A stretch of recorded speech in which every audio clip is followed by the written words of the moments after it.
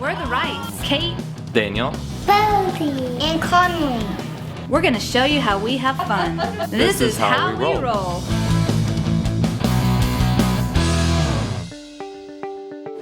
So recently my husband got a new job, so we are about to relocate to a new city. So today, real estate expert Tomas Corzo is going to share with us some tips and tricks to get the most money for our house and help it sell quickly. We bought our current house about 5 minutes before the economy tanked, so it's really important to me to learn what we need to do to get the most money for our house, and also the do's and the don'ts that will help our house stand out from the competition. Okay, I want to help you right off the bat. Let's get to work and helping you get the house ready for sale. Number one thing we want to do, and we're going to talk a lot about, is decluttering, okay? For example, all this stuff right here, and I know you don't plan on having this when we put it on the market, but as a parent, we kind of take things for granted because you have other priorities more important, but when it comes time to sell, all these items have to be cleared out. If anything, leave these guys here filled, but everything else needs to come off the countertops. All this stuff right here as well. Okay. So countertops completely clean, you know? That means you want the home to look like a 5-star hotel. That means walls, that means floors, that means everything. So make sure the home is absolutely cleaned up, okay? And that includes like toys, games, You got it. bookshelves, closets, all that kind of stuff. Exactly. Remember, the goal is to get the highest price possible for the home, and you want the home to be perfect, okay? Okay.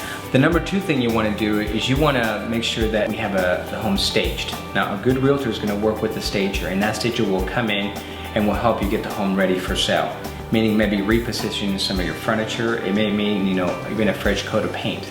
A fresh coat of paint will go a long way for buyers that are looking for a home. So staging is critical, and it will go miles for you. Okay. All right. Another thing I would suggest you do is I'd invite a friend over. Have him or her come over and have him do a walkthrough, and look for, you know, ask him to be brutally honest with you and provide, you know, constructive criticism as to what kind of condition is the home in.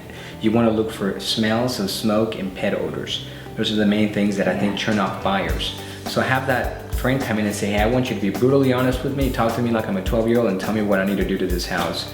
And if you just get someone to walk through the home and address those items, and you can invest the $500 on maybe it's a coat of paint, maybe it's a dehumidifier to get rid of some of the smell that's in the home. Those things can go a long way.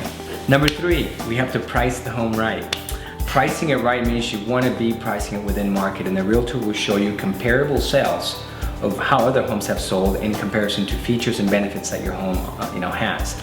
It's a price war and a beauty contest at the same time. So you want to outshine the rest of the homes in price, in what you offer inside, and everything else. It's features and benefits. Buyers will just look at this home and compare it to other homes and kind of compare apples to apples, right?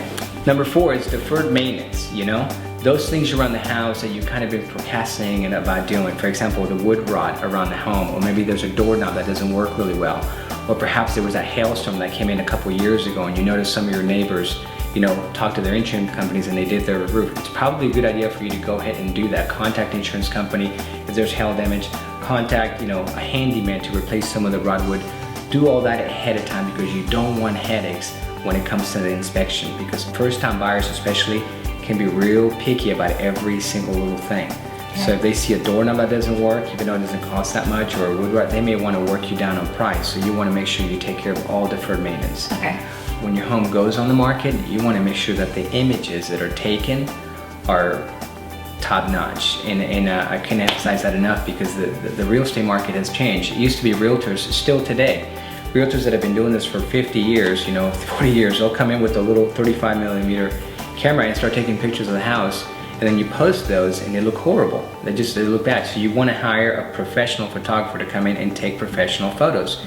You get one shot at getting it right, and you've got to get it right. So in the web, it's where most buyers are beginning their search. So today it's more important to have really good shots on the web so that buyers can come over and, you know, be more intent to look at the house. And the number 5 thing you want to do is you want to make sure you put away all valuables around the home.